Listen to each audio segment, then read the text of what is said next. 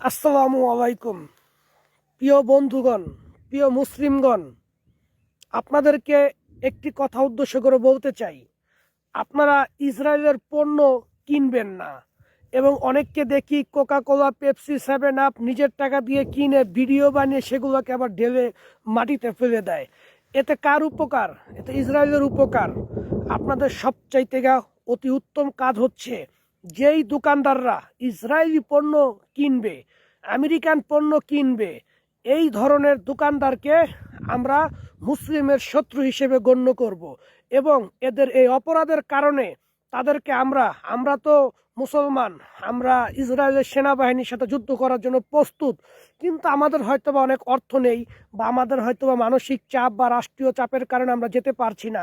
কিন্তু তাদেরকে তো আমরা পিটাতে পারবো না, ইসরায়েলের সেই কুখ্যাত গুন্ডাদের তো আমরা পিটাইতে পারবো না।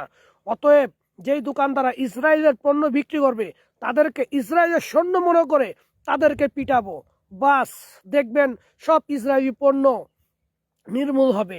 আমার কথাটা বিশ্বাস না হলে একবার আপনারা সংঘবদ্ধ দল মিলে একটি পেপার তৈরি করেন এবং যেই দোকানদার বিক্রি করবে তাকে প্রথমে সতর্কতা বানিয়ে দিন। সতর্কতা করে তারপর বলবেন, আমরা আপনাকে সতর্ক করেছি প্রথমবার, দ্বিতীয়বার কোনো সতর্ক করব না। যদি আপনি ইসরায়েলের পণ্য বিক্রি করেন, তাহলে আপনি মুসলমানদের শত্রু হিসেবে গণ্য হবেন। আর মুসলমানদের শত্রু হলে গণ্য হলে আপনি আমাদের এখানে হয় আপনি থাকবেন, আর নয় আমরা থাকবো।